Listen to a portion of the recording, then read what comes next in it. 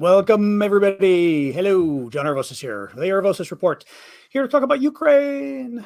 After a day of holiday and merrymaking in America, it was Thanksgiving Day, American Thanksgiving. I've now learned over the last few years that Canadians have one too. I believe it's October.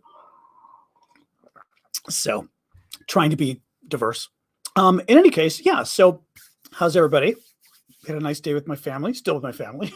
Still going to be with my family for another 5 weeks, but still, it's been nice here in Chicago area. Maybe do your usual, guys. Just kind of say hello where you are from, and in a moment, I'll start the TikTokers. But as you know, I like to kind of wait a second for TikTok since they come roaring in, and then like 30 seconds after I start it, we're already ready to jump into the topic. So you're knackered? Oh, that's right. I keep forgetting that means tired. Why do I always think knackered means drunk? Isn't there a word like similar to that? Or does knackered mean drunk? Knackered means tired though, doesn't it? You people confuse me over there. In that series of islands. Thank you, Carlos. Yes, happy birthday Sunday, but nonetheless, I'll celebrate with you guys today. Knackered means tired. Okay. All right, let me start TikTok actually now that we've discussed the word knackered. All right. Get the TikTokers going. Boom. Boom. What was off? Something's off. Oh, well. All right. Notifying my viewers. Good amount of news again today. Yeah, actually a lot of news. As usual, I may dump a little as we go on, sort of chuck it out the window as we go on. Hello, YouTubers or TikTokers. I've already got the YouTube folks going here on my laptop, so we'll wait a minute for you all to arrive. Good to see you guys. I'm John Arvosis. As you know, this is the Arvosis Report. We are going to talk about the latest news from Ukraine. And there you go. Yeah, this is the Sasha News Network. I'm good. Had a good Thanksgiving with my family yesterday, so that was good. Nothing too complicated. No fights. We didn't talk politics, which was actually very surprising because usually I've got to yell at them. Thank you, baby shoe. Yes, my birthday is officially. I mean, my birthday is Sunday. Officially, it's Sunday. Yes, the official holiday is Sunday. No, my birthday is Sunday, but we're celebrating it today with you guys because I'm not going to see you on Sunday. Anyway, all right. TikTok is already roaring in. Let me get started. I am John Arvosis. This is the Arvosis Report. Thank you for the gifts on TikTok. This is my daily show, Monday to Friday, 6 p.m. Eastern, talking about the latest news from Ukraine. And this will be the last episode before the weekend, Friday night. Just to let you guys know, on TikTok, you can submit questions for me because the second half of the show will be question and answer. First half of the show, I will present the news to you, the latest news of the last 24 hours. So to submit questions on TikTok, go to the Q&A link in my profile. Everywhere else, you can just use the comment box at the bottom. And this is independent media, so I appreciate your guys' gifts. Nobody is paying me to do this. You guys are paying me to do this, actually. Nobody else is. Thank you, Aqualimus. So I appreciate your support. I appreciate the gifts on TikTok, the gifts on YouTube with the super chats and the stickers. And finally, what was I going to say? Oh yeah, follow me, please. TikTok folks and YouTube folks, please do follow and subscribe. That's the best way you can help me. Let's get rolling. So Zelensky spoke out in an interview with the Financial Times of the UK about his goals in Ukraine. And I sort of titled this episode at the last minute, can Ukraine win or will Ukraine win? Because I'm getting a bad vibe again from the West, and I'm not liking it, but it's kind of a mixed bag. Zelensky is being super strong.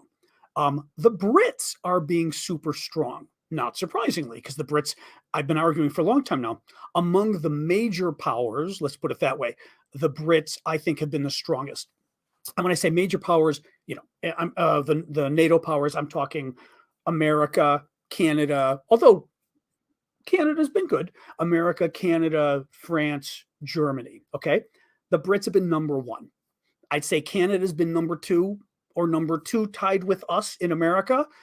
Trudeau, I think, has been going hand in hand with Biden, but the Brits have been just like gangbusters, right? And then when you get to the not major powers, meaning Poland, the Baltic states, etc., they've been amazing, of course. So if anything, Poland and the Baltic states have been even more outspoken in support of Ukraine. But I'm talking about sort of the major war powers, so to speak. So anyway, Zelensky, I'm going to get to that in a minute. Zelensky does an interview with Financial Times, and let me read you some of the quotes from Zelensky, okay? We must return all lands because I believe that the battlefield is the way when there is no diplomacy. So meaning when you can't get diplomacy, you've got to go the way of the battlefield. If you can't get your land back entirely, the war is simply frozen. It's a question of time before it resumes. Now, this is a really important point from Zelensky because it's something that I've been sort of asking. You guys know, and we'll talk about it maybe as the show goes on. I've had concerns about to what degree NATO has its heart in this fight, at least the U.S. and France and Germany, certainly. I think there's a little bit of a nagging, nagging, thank you, CK, nagging, like, okay, my theory all along has been Biden has been amazing at this. And I'm sorry, let's not get political here. Biden has unified the international community. The sanctions against Russia are unprecedented. Nobody thought the sanctions were going to be this big. Nobody thought the West was going to come together to this degree. And again, not just Biden. The Brits helped. I mean, everybody helped. The French and the Germans. Well, the Germans spoke well. The Germans at least didn't veto everything. Germany's been a bit, German. The French have been okay, but nonetheless, they didn't veto, which is good. The other things NATO was going to do. But what I worry about is Russia wants to take all of Ukraine. Okay, if Russia doesn't take all of Ukraine, it is only a matter of time before this war starts again. And that's a problem. That's a problem for Ukraine. It's a problem for the West. The same reasons we don't want Russia to take over all of Ukraine today are these same strategic reasons we won't want Russia to take over all of Ukraine in 5 years. Same problem, okay? Same problem. So that worries me. And what Zelensky's saying is also true, which is that if you leave Russia, and let me show you this in terms of what Russia has in Ukraine right now, okay? Russia invades in 2014 and steals Crimea, the peninsula in the south here. Russia invades this time and is now holding a swath of land more or less here, okay? Like 50% of this province, almost 100% of this province, maybe 50%, and now this province is down to maybe 70%, okay? So if Russia is allowed to hold some of this land at the end, let's say Russia's allowed to hold Crimea that it held since 2014. Let's say Russia's allowed to hold some of the land in the east here that it was pretty much in control of before the war started this year. All that does is set us up for a situation where Ukraine eventually has to get its land back. It's not like Ukraine is going to sit back and say, well, we're just going to give in and never get our land back. So you're in a situation where the war is never going to end. Zelensky goes on. I was just to remind folks, if anybody's new here from Twitter or YouTube or anything, we're going over Zelensky's interview with the Financial Times today.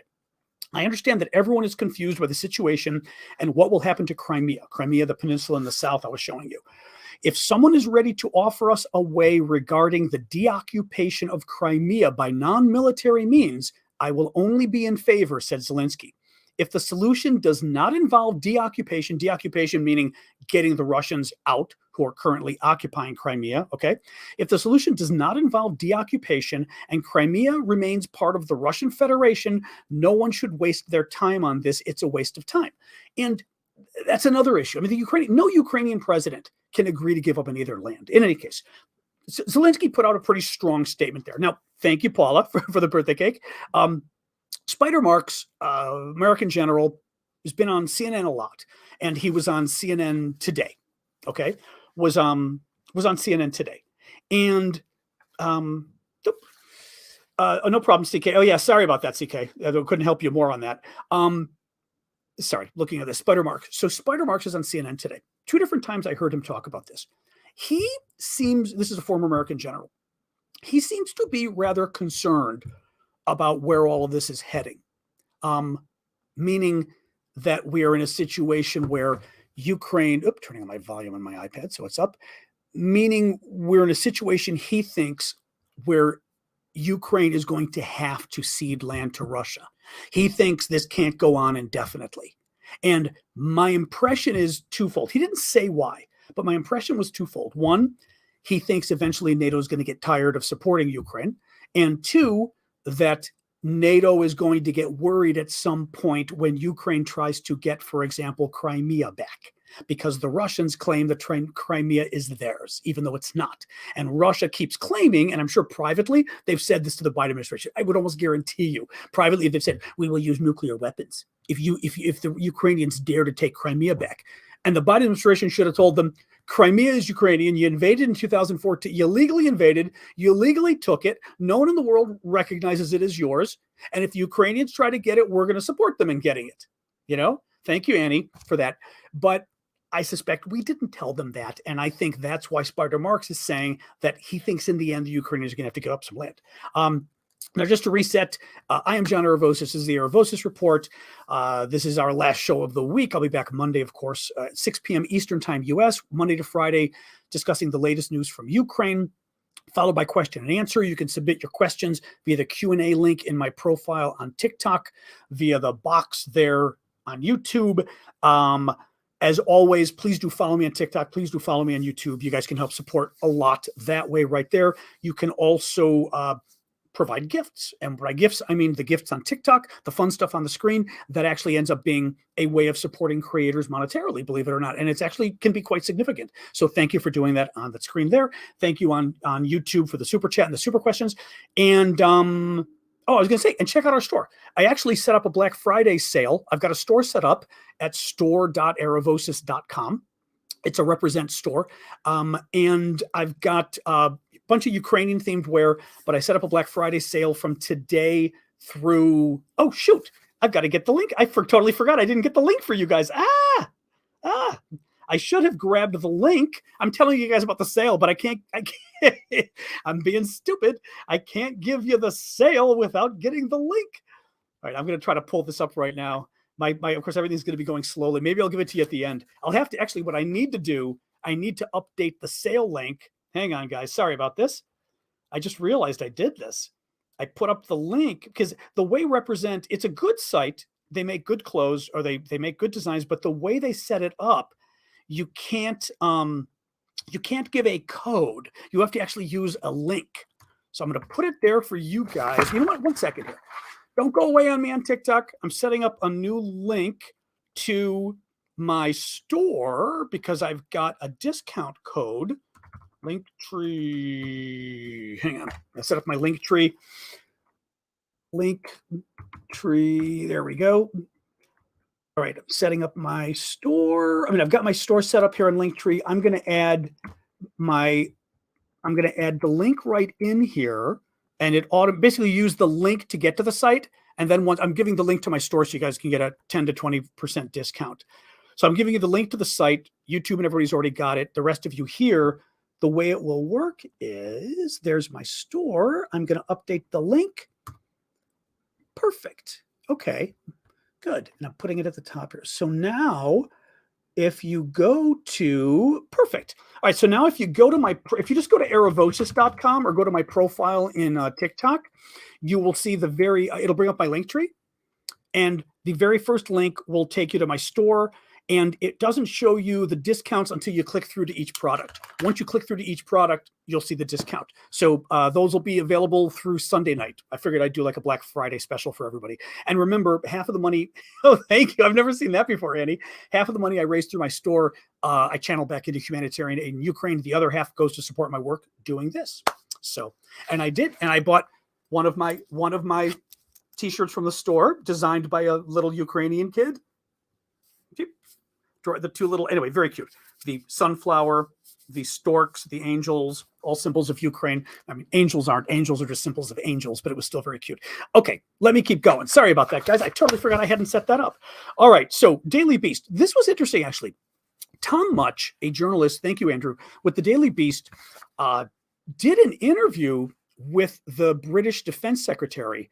Tom is pretty cool because Tom is a guest that I had on my show here with you guys probably about 2 months ago. He's the journalist that I had on, who's been a Kiwi journalist, New Zealander, working out of Ukraine, working in a lot of war zones. Well, Tom got an interview with the British Defense Secretary, and the British Defense Secretary, Ben Wallace, gave a really strong, like boom, boom, boom interview, very positive about Ukraine. I wanted to read this to you because sort of the theme I've chosen for today is a little bit of this push me, pull you back and forth hypocrisy almost, the two faces of NATO, and in terms of how strong we're really willing to support Ukraine in the end here, as far as how far we're willing to go with the war.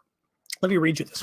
So from Tom, Ben Wallace is urging Ukraine to keep up this is a quote now, keep up the pressure, keep up the momentum, and continue their rapid fire attacks on Putin's forces throughout the winter. Given the advantage the Ukrainians have in equipment training and quality of their personnel against the demoralized, poorly trained, poorly equipped Russians, it would be in Ukraine's interest to maintain momentum through the winter. They have 300,000 pieces of Arctic warfare kit from the international community, a crucial requirement for any winter offensive. So the first thing that Ben Wallace, the British Defense Secretary, is saying, thank you, Coeur de Lion. I'm guessing you might be American, so maybe I should say Coeur de Lion. But if you're a francophone, thank you for that. Thank you either way. So first he's saying that going into the winter, the Ukrainians have got an advantage because the Ukrainians have got winter gear, which the Russians do not. And we know that, right? The Russians don't have boots. They don't have warm socks. They don't have warm jackets. They have nothing. The Brits do. And the Brits have provided it to the Ukrainians. Among others, Norwegians, I think, have too. Second part, Wallace, thank you, Loyalty. You crack me up. And Purnell, thank you for the gifts as well. Wallace goes on. Suggested this was time for Ukraine to press its advantage, pointing to the dire quality of Russian armed forces. Canadian, that's right. The Canadians provided. You're Canadian. Okay. So I can say Coeur de Lion for you. That works then. We'll pretend you're bilingual. I don't know if you are. Maybe you are. A Russian unit was recently deployed with no food and no socks and not many guns. That is catastrophic for a person going in the field. The Russians have scale, meaning they've got a lot of men, but they're not very good. Most of the good ones are dead. They are a meat grinder. They shove them in the meat grinder and use massive quantities of artillery. Only a nation that does not care for its own people could send 100,000 of its own people to be either dead, injured, or deserted. So interesting here is the British Defense Secretary is giving a rather gung-ho sort of prediction and forecast for what the Ukrainians need to do. Now, what's interesting is, as I just told you guys, if you were on earlier, Spider Marx, this American general who's on CNN a lot, twice today talked about how basically it sounded kind of dire to me. He said, the Ukrainians are pushing back, but I don't see a situation anytime soon where the Ukrainians are going to be able to push the Russians out of Ukraine entirely. And without that, that means at some point there's going to have to be some kind of an agreement that lets the Russians stay in parts of Ukraine. And I'm listening to this going, like, why are you saying that? But you're seeing the Brits, on the other hand, push the entire opposite way, saying, you're on the momentum, go for it, keep pushing. I don't like this because I'm telling you guys, Spider Marx is not part of the US government anymore, but I guarantee you a top American general is still in touch with the senior most levels of the Pentagon. He is saying this because he's talking to the intelligence guys and he's talking to everybody else. I like him, but I hope he's lone. I mean, Carol's saying he's lone in his opinion. I hope he's lone in his opinion because it worries me when I hear stuff like that. Because what worries me, Carol and others, is it's his opinion, but I worry he's partially getting it from talking to other people in the administration. Because of course he is. He knows people at the Pentagon. So that's my concern. Let's go on. The Forbes did a really interesting analysis showing that how much the war in Ukraine has cost Russia. And what they're saying is just in direct military costs. So in other words,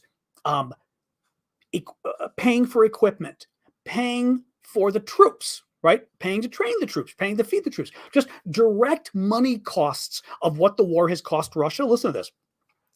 $82 billion with a B. Oh, thank you, Inspired, for that. $82 billion with a B in direct military costs, meaning paying for soldiers, paying for weapons. But listen, I mean, as an American, I heard that and thought, well, that doesn't sound like as much, right? Because the U.S. has spent,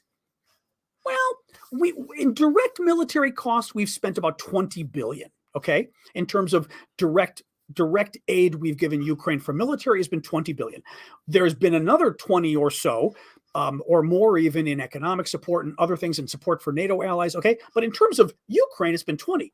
But the American budget I believe, is on, I forget now because it's gone up so much in recent years, $3 to $5 trillion a year. How big is the U.S. budget?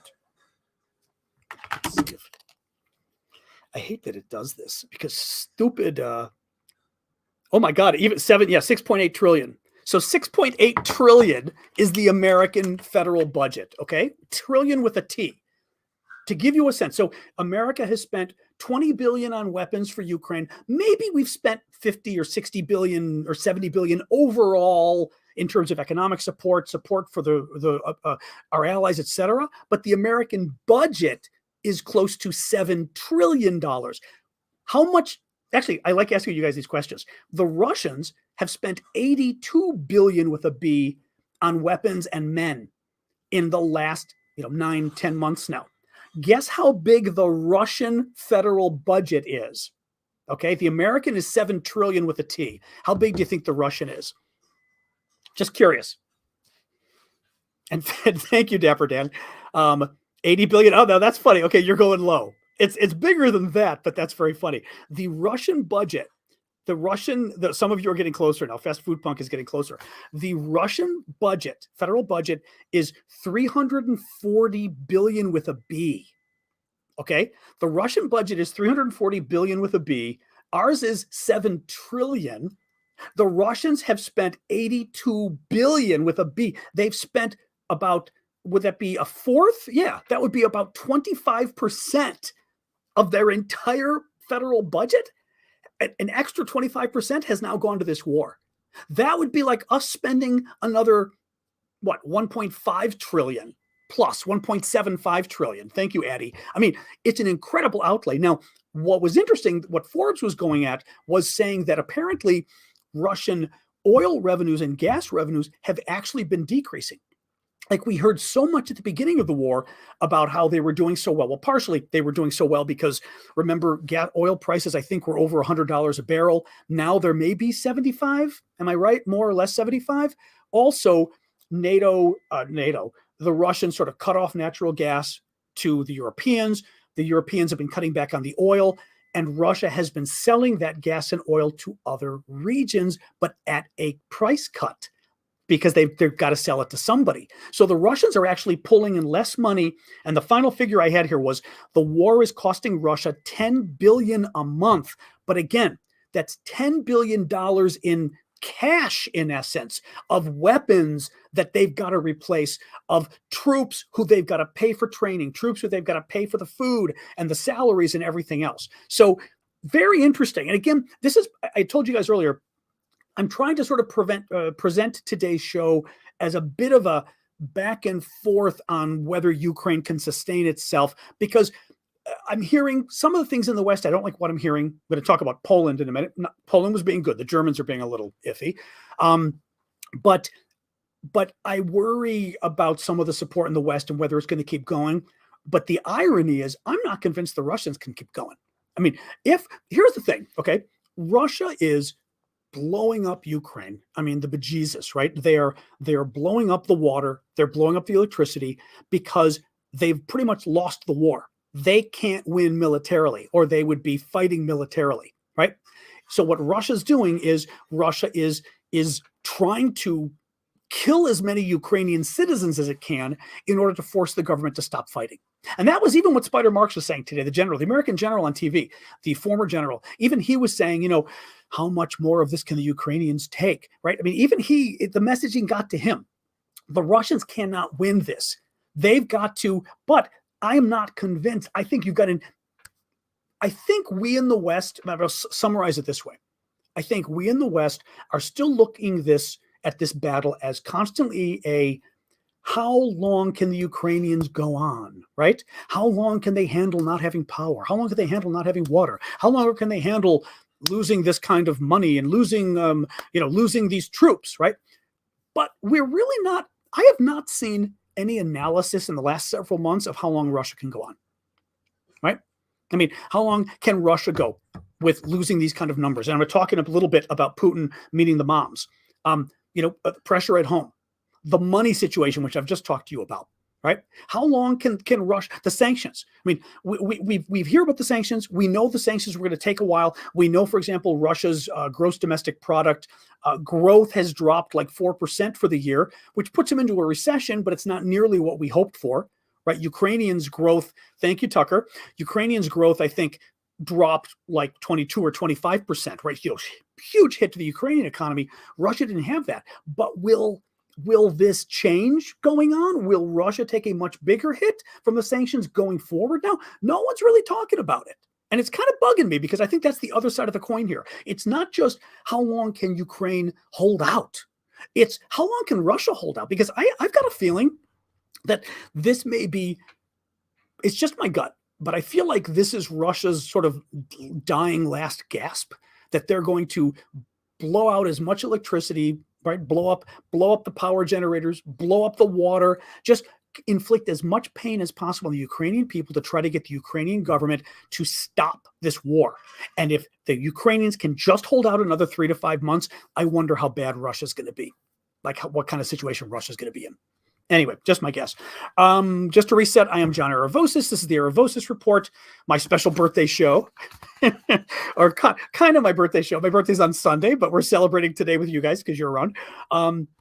Thank you for joining. This is my daily show, Monday to Friday, 6 p.m. Eastern. So, we've got our first, and of course from JSS, our first whale of the evening. Thank you, JSS. That was nice of you. And the wave. I do my whale wave. You guys can at least hear the whale now since I've got the volume up, so you can hear it through here when it comes through. But please do come back Monday at 6. I will be here again on Monday, but we've got another good half hour plus tonight. I'm going to finish going through the news, and then we're going to do question and answer. Definitely check out my Patreon too if you like my work and you want to keep supporting it. I've got a Patreon set up, patreon.com/Aravosis. Thank you, Purnell. That's patreon.com/Aravosis, my last name. And maybe consider supporting over there. Sign up for $5 a month or something if you can, but I would appreciate it just to keep this going. Thank you, Inspired Woman. Putin met today. Thank you, Tracy and Tucker. Putin met today with moms, with military moms, and kind of hold on a second here. A little water. So Putin meets with pre-selected military moms. And of course, the actual mom critics and the mom organization say they weren't invited. They weren't invited. Not at all, right? The moms who came were, of course, the suck-ups, and they're they're not just moms, wives of troops and mothers of troops, right? Who show up at this thing. And Putin says, listen to what Putin tells them, okay? Of course, this is a huge tragedy, the death of a loved one. It is a void that cannot be filled with anything when there is no loved one, especially a son. But listen, okay. These people are so not like us. I mean, this is the thing that comes to my mind whenever I read stuff like this. Okay, thank you, Tucker, again. And music for the soul. Listen to this quote again from Putin, okay? He's meeting with moms, especially moms of troops who are either fighting right now or dying in Ukraine. Okay. And he says to them, right, this is hold on, let me read this again. This is a huge tragedy, the death of a loved one. It is a void. I feel like what was the love to love, right? It is a void that cannot be filled with anything when there is no loved one, especially a son, meaning when a loved one dies, especially a son. But what comes to mind? In our country, about 30,000 people die in road accidents, and about the same number die from alcohol. Unfortunately, it happens. This is how life works. Life is complex and multifaceted, more complicated than it is written somewhere on paper. He told these moms, that, yeah, they died, but you know what? People get drunk and die too. This is how life works. I mean, I can't even, that was a quote. That was the quote from Putin. I mean, I can't even, the thing is, he thinks this works. Now, first of all, he's not saying it to the moms. Those moms in the room, he couldn't care less. Shit happens is exactly how I read that. That's exactly how I read that too, right? Right? This is how life works. I think that speech wasn't for the moms. That speech was for Russians across the country who don't have a stake in Ukraine. Because he wants Russians across the country to go, yeah, he's right. I've heard we've lost 20. For example, the number is probably 25 or 30,000 Russians dead in Ukraine, easily, right? But Putin's not stupid. I mean, the number we keep hearing over here is 25 to 30,000 Russians dead. Coincidentally, Putin just happens to bring up a figure in our country, I'm quoting again, in our country, about 30,000 people die in road accidents, and about the same number die from alcohol. Right? Coincidentally, two figures for 30,000 people dying. He's sending the message to Russians across the board and saying, yeah, maybe 30,000 have died, but we lose the same to alcohol every year. We lose the same to car accidents, and you don't see people protesting that. I mean, he's not saying it, but he's saying it. That's between the lines here, right? Now, I will say, some people are saying 80,000. What we have heard is, the number of deaths could go up to 80,000, but it is more likely, at least from the experts I'm reading, that they're saying 85 or 90,000 or even actually 100,000. General Milley, the top American general, said that the number is 100,000, but that includes dead, wounded, and deserters. In other words, how many men the Russians have lost from the war effort is 100,000 according to U.S. estimates. But from what folks have been saying, they think dead could be 25, maybe even up to 40,000, but people aren't saying that the dead is 80,000. Most of the analysts aren't necessarily saying that. Even the Ukrainians, I think the Ukrainians are saying 60,000, or maybe the Ukrainians are saying 70,000, but I think the Ukrainian number is probably high. I just thought that was sick. Now, listen to this from the New York Times. So the New York Times did a little more analysis of this. Listen to this. The mothers of Russian troops have traditionally played a powerful role in society. In the 1980s, the first real signs of opposition to the Soviet invasion of Afghanistan came from the soldiers' mothers. And during the 1994-1996 war in Chechnya, mothers became one of the most powerful symbols of public dissent against the conflict. But protest over the war in Ukraine had been more muted, most likely because of a harsher climate for dissent. Nonetheless, people are saying that they think Putin met with these moms, even though these moms were, Potemkin moms, if I may mix my metaphors, meaning kind of fake moms to a degree. Because some of the women, by the way, were identified, they work for the government. So he went and found anybody as close to safe as possible, even people working for him, and say, okay, you got somebody there, you're a mom. I mean, that's how it is. No, actually, you know what? One thing I want to read you really quick. Sorry, dog. I was coughing and my dog's jumping up. Let me read you a quote from one of the Russian moms that I shared on Twitter, and I meant to grab it for you guys. Listen to this quote. I mean, just hideous quote from this woman. Okay. Hang on. Listen to this. This is a Russian woman whose son and husband are both fighting in Ukraine at the front. So the front meaning, right up with the Russians, right up with the Ukrainians where they can get killed. She justifies the war like this. If you live in a house and your neighbor's flat, your neighbor's apartment is a mess, it has cockroaches, drunk guests come over, and you have kids. First of all, right? I mean, 30,000 Russians die from, there's only 150,000 Russians, 150 million, 150 million Russians. 30,000 Russians die from alcohol every year? And they got the nerve to accuse the Ukrainians of we're drunks, but whatever. It has cockroaches. Drunk guests come over and you have kids. You can't live calmly. She's describing what it's like to live next to the Ukrainians and why there has to be a war. You can imagine that one day you come home from work late and your kids will be there with the drunk neighbors, that at some point the cockroaches will spread to your apartment. You live expecting threats. Now, just so folks know, the whole cockroach thing goes back to Rwanda, I believe. It's a sort of a famous, horrific radio broadcasts that were made comparing one of the ethnic minorities, literally calling them cockroaches and justifying the genocide by doing it. So the notion of this woman talking about Ukraine and cockroaches, she knows what she's doing. I mean, I'm just bringing this up to say, when people like to talk about how the Russians are all so innocent and it's only the government, it ain't only the government. That's all I'm saying. So let me go on here. Actually, I've got a few more news, not too many more news stories, a few more. Germany offered, so here's another story too. I may not go too long today. Maybe I'll quit with this. Let me see. This may be the last story. We'll see. Germany offered Poland today a Patriot missile battery. Patriot missiles, very cool, very useful for shooting down missiles coming in, right? The Israelis use them, big deal. Ukrainians don't have them yet. U.S. weapon. So the Germans offered Warsaw, Poland, a Patriot missile battery to help defend itself because of this Ukrainian or maybe Russian missile that landed in Poland last week.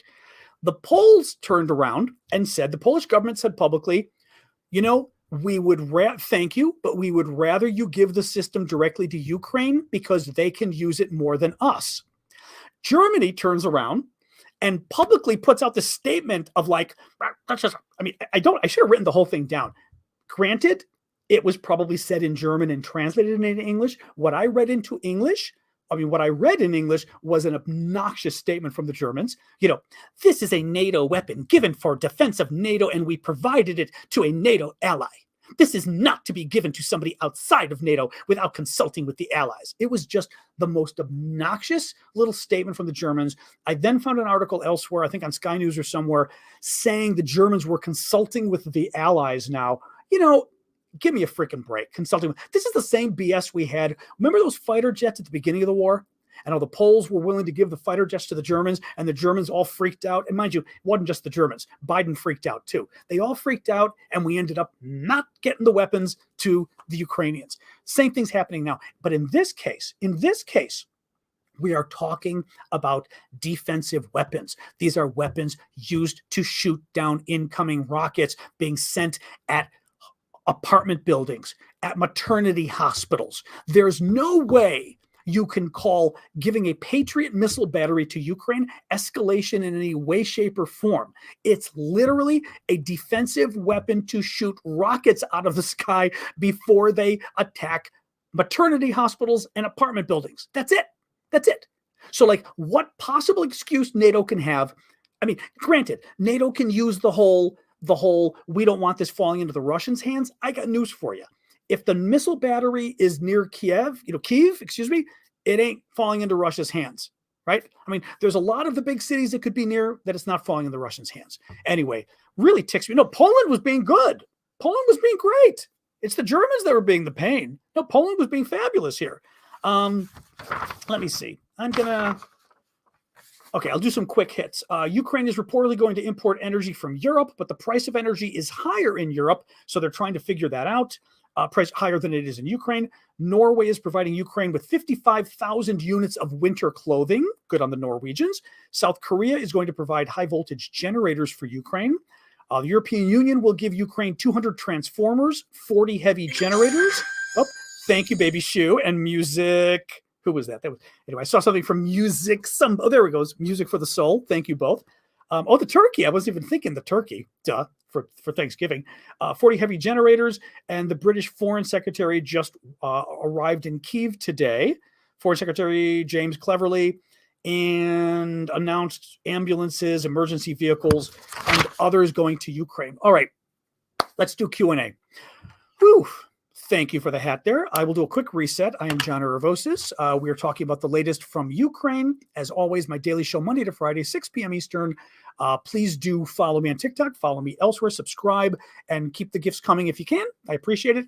This is independent journalism. I'm doing this for free, and I appreciate you guys helping me out because your gifts are literally what are helping me pay the bills, because I've been doing this full time since the war broke out, and I want to keep doing it. So thank you for that. All right, let's dive right in. Beep, beep, beep, beep, beep, beep, beep. Oh, actually, if you guys want to support me directly, you can just go to erevosis.com. It's my Linktree links, and you'll see PayPal and Venmo and Cash App and everything else. Thank you, Arabella, for the birthday cake. Let me jump right in and find a TikTok question here. Q&A. Sicily is the most beautiful. I'm laughing at these. Oop, there we go. Whenever I start TikTok always starts the videos. Thank you, Mr. Butts. All right, here we go. My goal for this election. Okay, I don't want to do election stuff right now, though. We could maybe talk about Kanye at the end. Russian and British anger goes back to the this was probably from yesterday. Russian and British anger goes back to the Napoleon Wars or whatever around 1812. Now that's interesting. Oh, thank you, Flower Lady. Thank you as always. You are nothing but generous, or nothing if generous. Is that the expression? You are very generous, is what I mean. Thank you for that. That was getting at. We were talking yesterday about why is it the Russians are so weird about the British? You know, I mean, it's so bizarre. I don't know what from Felix. I can't. Beep, beep, beep, beep, beep. Oh, hold on. Felix is okay. All right. Felix is disagreeing. We offered a Patriot system, including German soldiers. All right. Okay. Okay. Felix is saying that the Germans offered German soldiers to help the Poles, and that's why the Germans don't want the system going to Ukraine.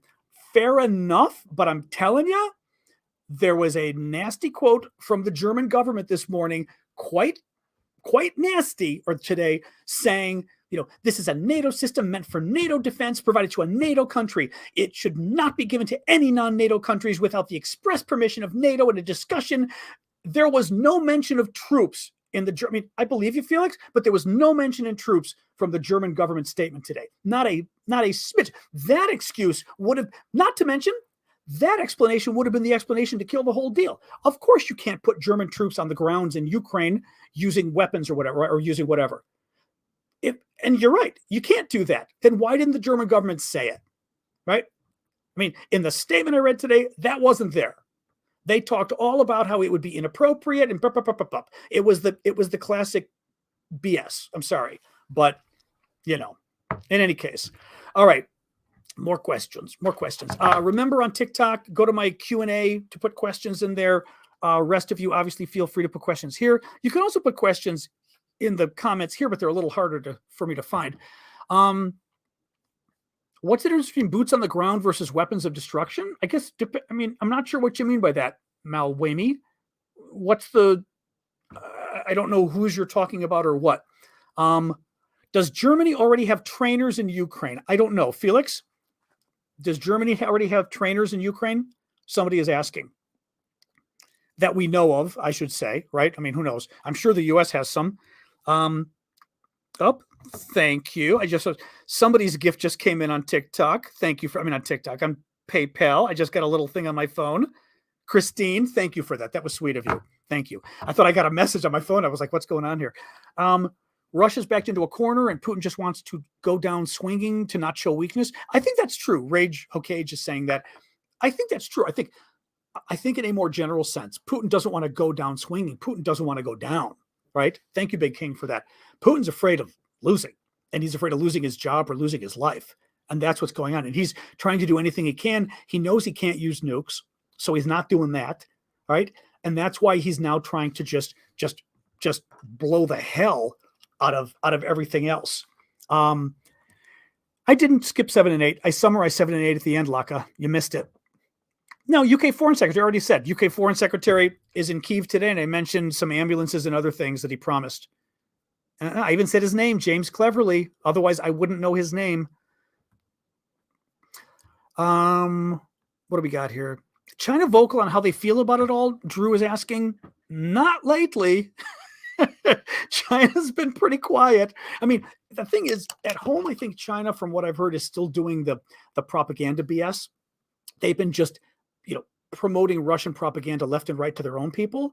But publicly, China did say the other day after meeting with Biden, sort of a joint message that no one should use nukes in Ukraine, which was very interesting because obviously China wasn't worried about America using. I mean, America's not worried about it, and China's not worried about America using nukes in Ukraine. They're worrying about Russia doing it. So that's interesting, I think, I would say. Jamie is asking, have you heard anything about Russian elite paratroopers sent to the front lines? No. Russia should not be allowed to win deal under any circumstances. I have not heard of that. What? I'm trying to look around here. Let me just... Russian paratroopers, but I saw nothing about that, at least in any of sort of the mainstream sources, not at all.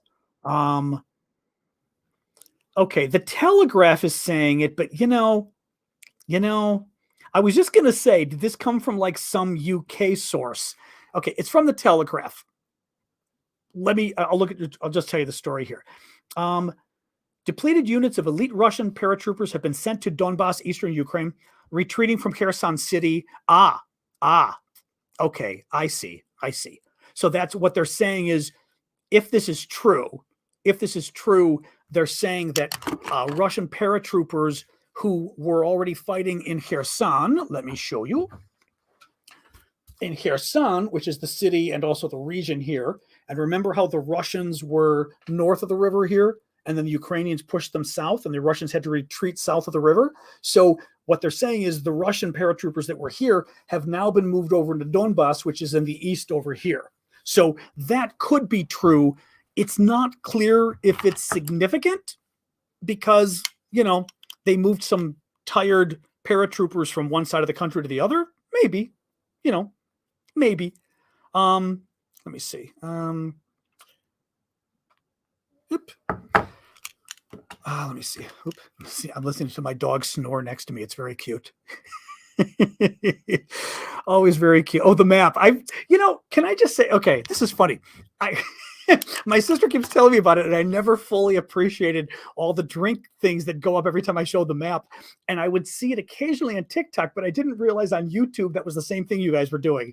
I was just looking right now going, what are all those glasses of wine and beers doing? And I keep seeing them, and I kept going like, what is that? Very funny. It's the drink. Thank you, Russell. I think that hat's a new thing from TikTok. I've not seen the bucket hat. It actually works. They should do the pink one for Stefania. Oh, what else we got here? What else we got? Rachel is saying, do you know of any charities to help Ukrainian kids and families at Christmas, like a toy drive or something? No. Now, one thing I will tell you is Christmas is not a big deal in Ukraine. It was funny. I was asking Vlad about this, my friend Vlad, who's my contact on the ground, who's been doing all the fundraising with me. Because I was telling him like a month ago or so, I was like, Vlad, people would love to raise money for toys or something like that for kids for Christmas. And I was like, do you celebrate Christmas? He was like, no. Yeah, but no. Because in Greece, now I haven't been to Greece at Christmas in 30 years, but Christmas was no big deal in Greece. I went there when I was studying abroad. I was 19 and it was just too far to come home for Christmas. So I went to Greece, and it was like, there was nothing. We went to a disco. There was nothing going on Christmas in Greece. So Vlad was saying it's kind of the same thing. He said the big holiday in Ukraine with gifts and things is New Year's Eve. So that's kind of the big one. But in any case, I don't know. The one thing Vlad and I are looking into is doing some kind of a fundraiser. Well, they're still trying to figure out the car fundraiser. Thank you. Oh, thank you, Yulia. That was sweet of you. I did see your message, but I'm going to finish this first. But yeah, I'm glad to see that at least. But we're still trying to figure out the car fundraiser because the car they wanted to get has now been purchased by somebody else, and we were $1,000 short about. So, they're trying to see if they can find another car. But in the meantime, Vlad was talking about trying to do a fundraiser for rechargeable flashlights or torches, as you Brits say, because Vlad's keeps sending me pictures. The power's just out. He says what did he send me today? I can't read on TikTok the one he sent yesterday. But bottom line is, yeah, there's been a lot of, the power is out all the time now, and they need flashlights and rechargeable flashlights that they can basically, plug into the wall, plug into their computers or whatever. And when the power is working, the flashlights are going, and then the flashlights can go anywhere from 6 to 10 hours. And they're flashlights that have kind of a wide beam, so they can use it to light up a room rather than just like a little pen light or something like on your phone. Somebody was asking about solar lights. Funny you say that, because Vlad's been showing me lights online, surprisingly expensive. The problem is, he's trying to find anything that's close enough to Ukraine that they can get there. Now, mind you, they have to be shipped to Poland, and then from Poland, they've got to get them into Ukraine. It's a whole travail, but they've been rather expensive. They've been around $20 to like $25 a light. They're not cheap. So I've been helping him trying to like look online to find things that are, Amazon in the US is cheaper, but that doesn't help. It's Amazon in the US, so we're still trying to figure it out, but they're trying to find lights, like I said, that can generate more broad beam. One of the other problems, Vlad himself, thank you, Azamak, Vlad himself mentioned the solar ones to me. A solar one he found for like $20, 25. And I said, Vlad, I had even read that solar doesn't work well in Ukraine in the winter because the winter is so cloudy in Ukraine. And Vlad said, oh, that's right. So solar isn't really the issue. I mean, solar would be fine if it worked, but the bigger problem is just trying to get some money and do anything like that. Now, I was going to say exactly. Yeah, Yulia was just texting me and saying a big holiday for the kids is St. Nicholas's Day on December 19th. Oh, that's interesting. That's interesting. Oh, that's interesting. Okay, I did not know that. Well, that's good at least. But in any case, we've got to think of what's easiest. And at this point, I think trying to get the lights would be most. Toys are. I would have loved to get toys, but the lights are probably. We'd raise money with toys, but I can ask about the hand crank as well. The issue is just getting lights. Period. We've got to get flashlights that are sustainable in some way.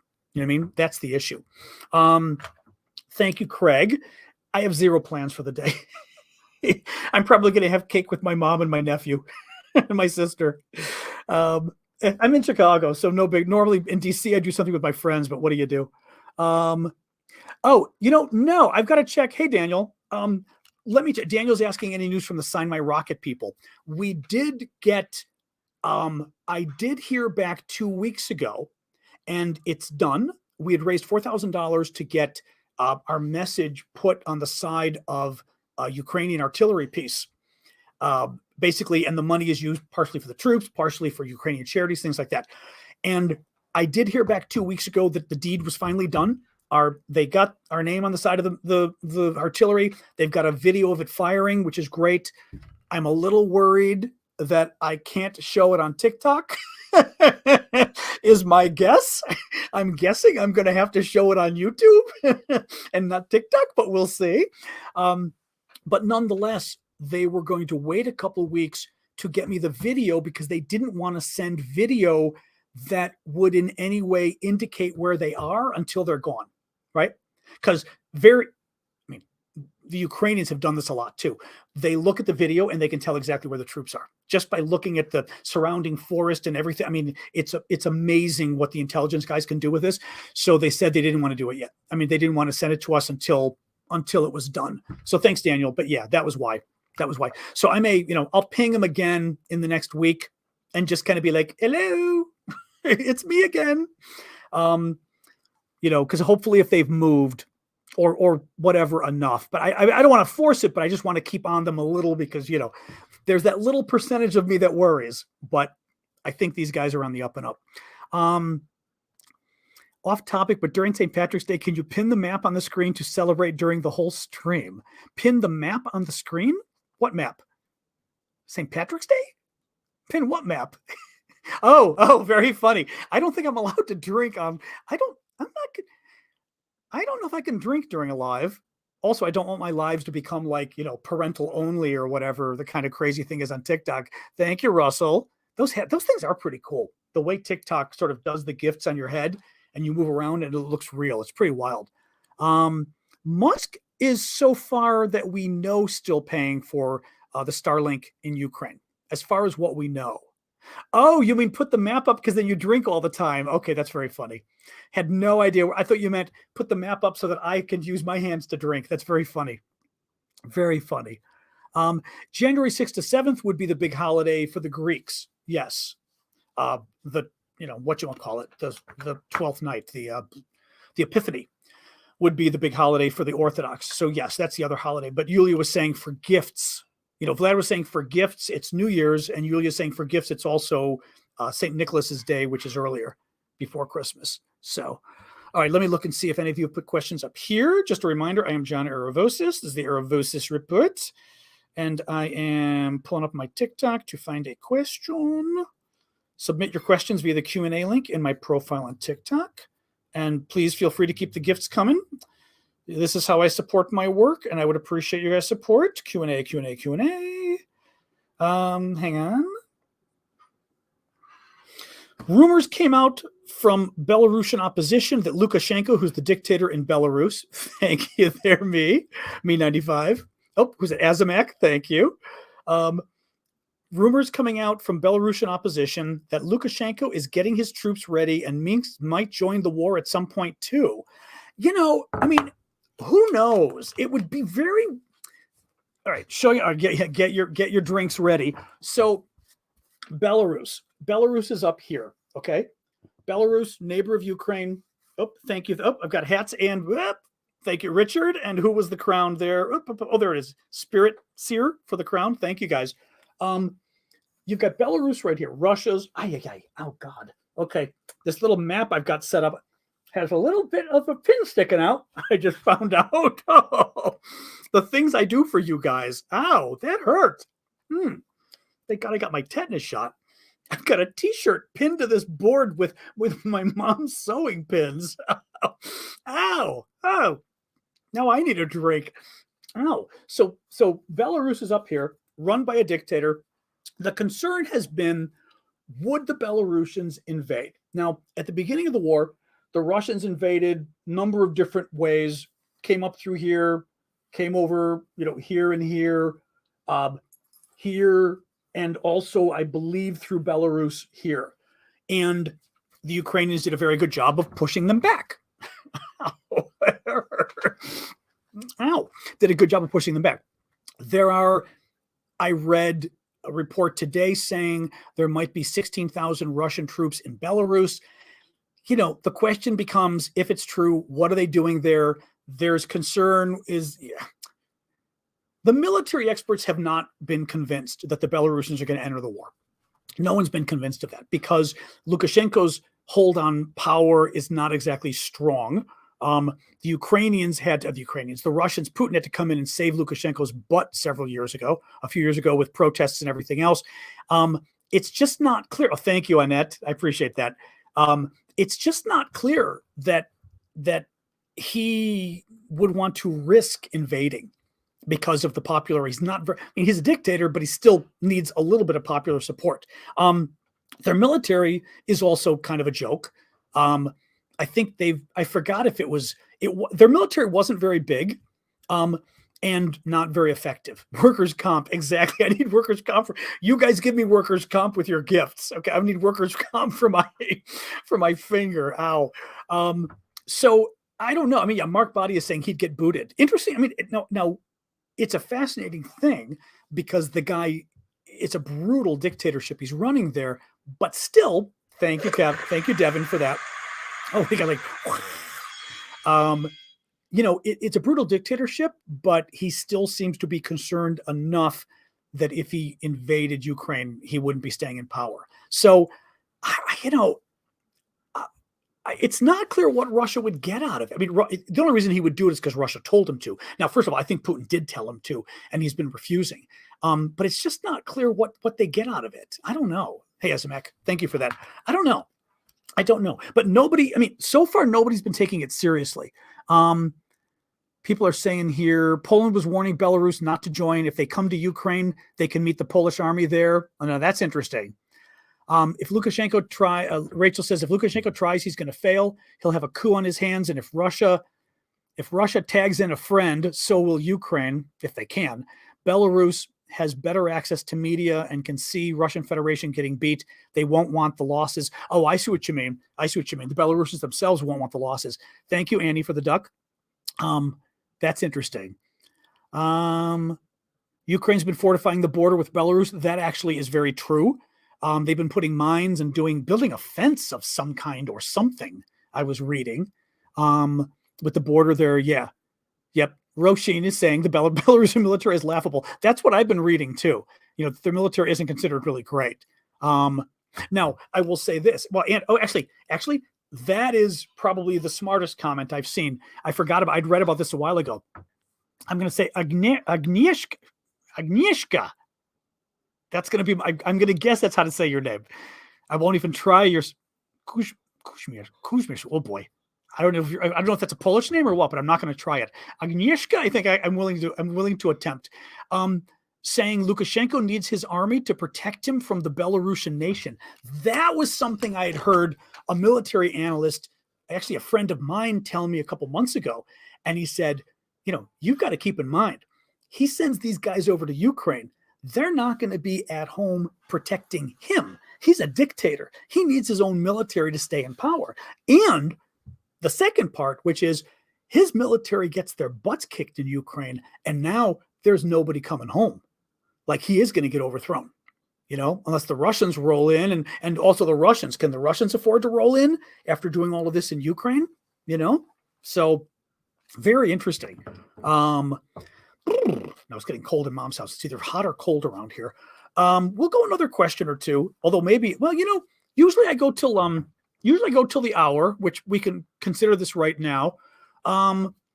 We could talk a little bit about the latest news about Donald Trump having dinner with a white supremacist, which I'm really upset about because I know who this white supremacist is. I mean, he's horrific. And Kanye West is now saddling up to this guy too. It's really creepy. The news came out today confirming it all, and it's really creepy stuff. Let me recap first. I will recap first, and then we'll see. Hang on. Yes, 1, 2, 3, 4. So at the end of the show, I always do a recap where I go over the news of the day that we talked about. And then we'll go from there. So Zelensky gave an interview with the Financial Times today saying all lands must be returned to Ukraine and that the war will never be over and that the war will start again unless it is. General Spider Marx, former American general, worried me on CNN twice today by making it sound like in the end Ukraine was going to have to cede land to Russia. Oops, get that up there. Daily Beast's Tom Much, who's been on our show before, did a long interview with UK Defense Secretary Ben Wallace, who gave a really kind of rousing interview about Ukraine needing to keep the pressure up on the Russians throughout the winter. And it was the opposite of a Ukraine has to settle kind of interview. It was Ukraine can win this kind of thing. Very good. Forbes says the war in Ukraine has cost Russia $82 billion with a B in direct military costs for soldiers and weapons. In 2021, all of the budget revenues of Russia in total came to $340 billion. So this is 25% of all the money they spend had to be spent. I mean, of all their entire budget, they've now spent extra on the war. So Russia is not in great shape either here. Putin met with a pre-selected group of military moms and gave a really horrific speech about how, hey, I know your kids died, but a lot of people die on the road in Russia and die from alcohol too. Such is the way of life. This is how life works, he said. What do you do? Germany offered Warsaw a Patriot missile battery. Warsaw says they want to send it to Ukraine. Things went south from there. Ukraine is reporting Ukraine is reportedly going to import energy from the European Union, but they're worried because the European Union prices are much higher than what Ukraine's used to paying at home. Norway is providing Ukraine 55,000 units of winter clothing. South Korea is going to provide high voltage generators for Ukraine. The European Union will give Ukraine 200 transformers, 40 heavy generators. All of this is obviously meeting the energy needs because the Russians are blowing up energy. And finally, the UK Foreign Secretary was in Kyiv today, meeting with Zelensky and everybody, and said he's going to be sending ambulances, emergency vehicles, armored vehicles, and more aid to Ukraine. And Harvey just weighed in here. Oh, this is interesting. Harvey, you're doing it again. You're bringing stuff up that I didn't see. Thoughts on Rudy Giuliani blaming Biden for the war in Ukraine, claiming Putin wanted to test if Biden was as much of a weakling as he's always looked, saying Biden has never been successful at anything. Biden's been successful in 50 years of being a top government official with foreign policy expertise and everything else. So yeah, and Vice President, Rudy, what have you been? Rudy Giuliani was a mayor of an American city who was roundly hated by his constituents until September 11th fell in his lap. And then he made a quick buck, a never-ending quick buck off of September 11th. So please. But yeah, I mean, I didn't see it, but these people, this is typical, right? They've got to do whatever they can to try to defend Donald Trump. And also, my guess is That's Julie. I mean, Donald Trump did just have dinner with one of America's leading white supremacists. So, and Holocaust deniers. So maybe that's why Rudy Giuliani's weighing in. He's desperately trying to change the story. Danielle, thank you for that too. Mentioned months ago. Oh yeah, getting Malcolm on the show. I'm hitting up Malcolm again. Malcolm would be amazing. Malcolm, unfortunately, since he went to Ukraine, has become like, the hottest interview out there. And I can't get him to settle down to come. And Malcolm was always great about coming on our podcast, like, nonstop. But the Ukraine thing, I'll ask him again because I would love to get Malcolm. I will reach out to him again and say, Malcolm, I'll even let him know. I'll say, I let it go months ago when you said you were busy, but it's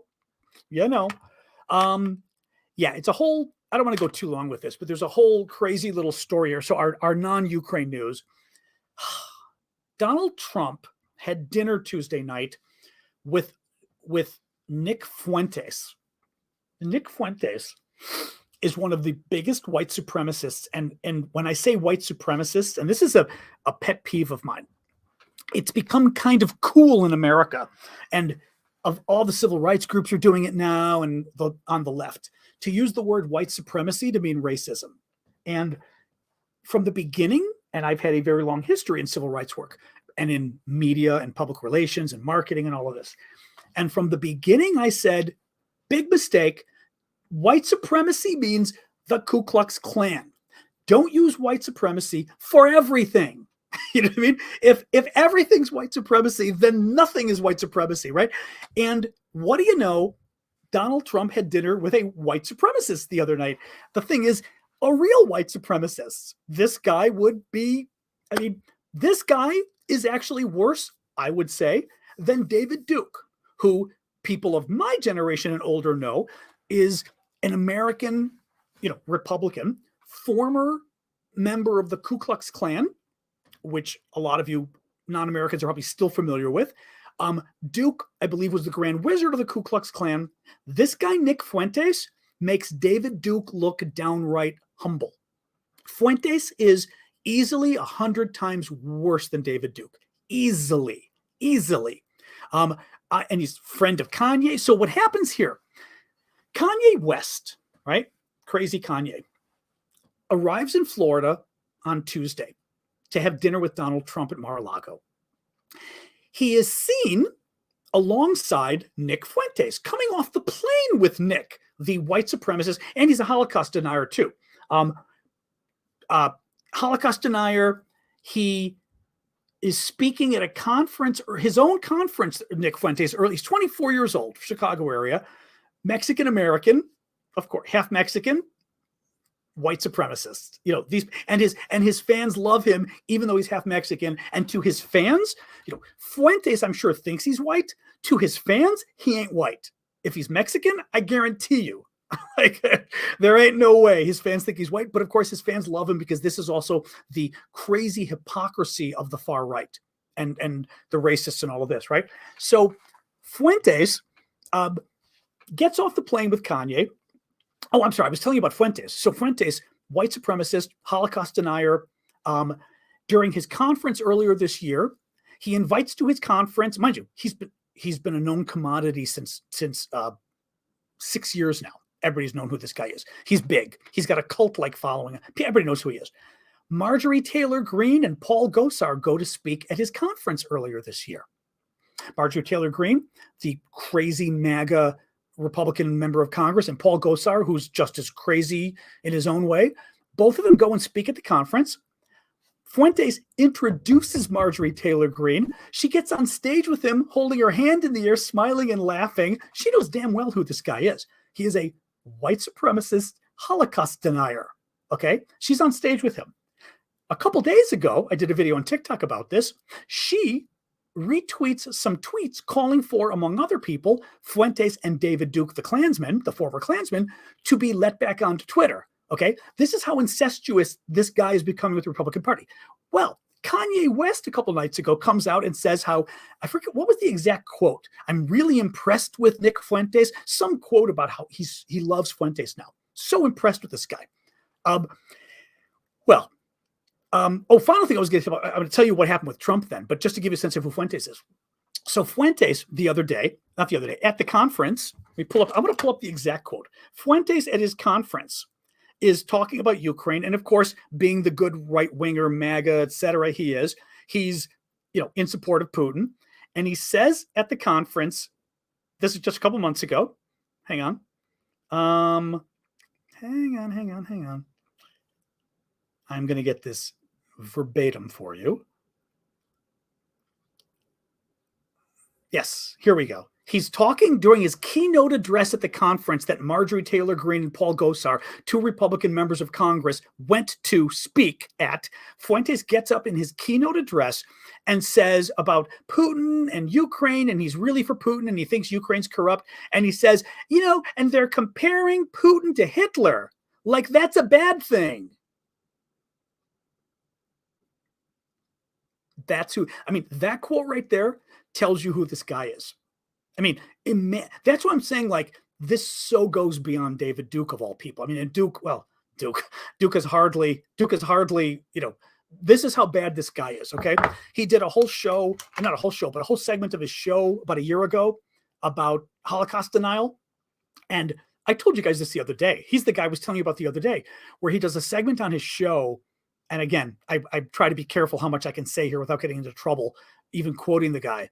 But he compared Jews being killed in the ovens in Nazi Germany to baking cookies. And let's see, how many cookies could we get into an oven? And he's doing this whole laughing riff for for a minute. It goes on for a long time, joking about putting cookies. And I think at one point he may even talk about burning the cookies in the oven. It's sickening. It's absolutely, he's talking about killing Jews. He uses the N-word. Anyway, you get who this guy is. Donald Trump has dinner with him and Kanye on Tuesday. Now, Trump's people initially deny it. Then the New York Times and Axios finally are able to corroborate that he was there. Fuentes was there. Trump then puts out a quote, and Trump's quote is just, I'm going to read you Trump's quote too. Trump's quote is just so Donald Trump. Hold on here. Let me pull this up. It's just, and again, totally unbelievable from Trump. But this is where, again, I'm sorry, this stuff, and I say this stuff isn't right or left. This isn't Democrat or Republican. This is scary as hell that this kind of stuff is somehow now acceptable in the Republican Party. This is scary as hell. Here we go. Oh, come on, Sash, seriously? Okay, 1 second. Okay, you guys want to hold it? The dog has to go out again. I took her out before the show, but she's got to go out again. Quick pee for the dog. 1 second. I'm going to kill you.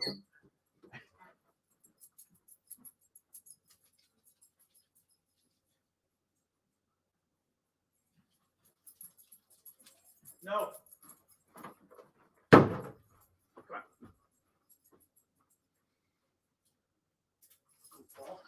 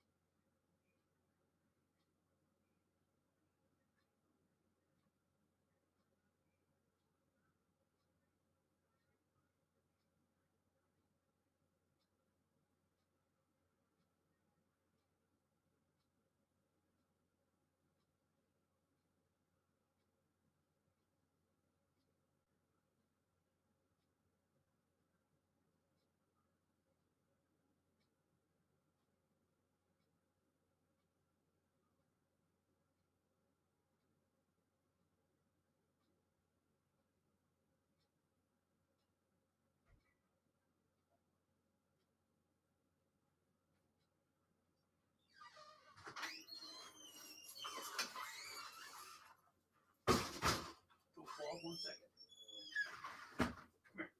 Come here. You are crazy. Ugh. Yes. Not to go into too much detail, but the dog has some issues where she can't hold it.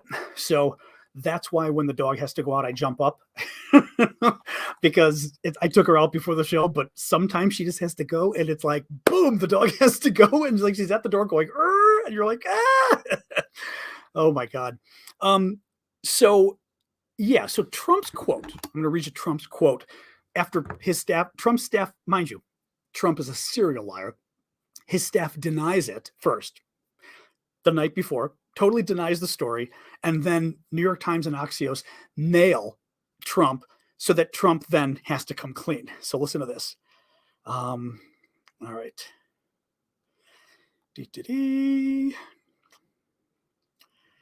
Listen to this. So Trump, Kanye West very much wanted to visit Mar-a-Lago. Right? So Trump, first of all, Trump is pretending like, yeah, I had a private intimate dinner with Kanye, but it was, he wanted to do it. I didn't want to do it, right? Kanye West very much wanted to visit Mar-a-Lago. Our dinner meeting was intended to be Kanye and me only, but he arrived with a guest whom I had never met and knew nothing about. And that was it. We're to believe that Donald Trump let Kanye West just walk in to a private one-on-one dinner with an extra 24-year-old kid sitting with him, right? And that Trump was okay with that. We're to believe the Secret Service was okay with that, right? I mean, how did that happen? Typically, the Secret Service, he's a former president. I mean, the Secret Service would get the Social Security number of that person and run a background check. There is no way the Secret Service didn't know who this kid was. They knew who he was. Trump knew who he was. I knew who he was. Trump's staff, also this guy's voice, if you Google him, I mean, it's this grating. He's got this grating for being a white supremacist. He's really not the most supreme guy. He's got the most grating voice that you would immediately recognize. Trump knew who he was. Secret Service knew who he was. Now the dog is trying to get the other dog to play, and she's not. This could go on for a while. Really, I mean, and on multiple levels, sickening here. And mind you, here's the other thing too. Nobody on Trump's staff knew who Fuentes was. So nobody on Trump's staff, when they met, because Trump still got staff, they were sitting there and they meet and they hear, oh, this is Nick Fuentes. Nobody on Trump's staff went, oh my God, right? They knew who he was. I mean, this guy has been, this is so, not to mention too, that's the extent of Trump's statement. Trump doesn't excoriate Nick Fuentes. Trump just goes, I didn't know who he was. I didn't invite him. That's all Trump said about the white nationalist Holocaust denier.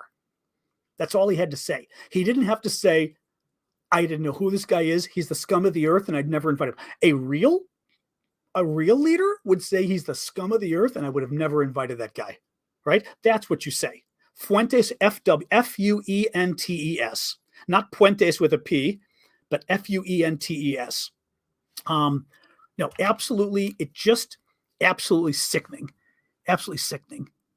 Sorry. I thought you guys asking that. So that's the story on that. It doesn't just piss me off.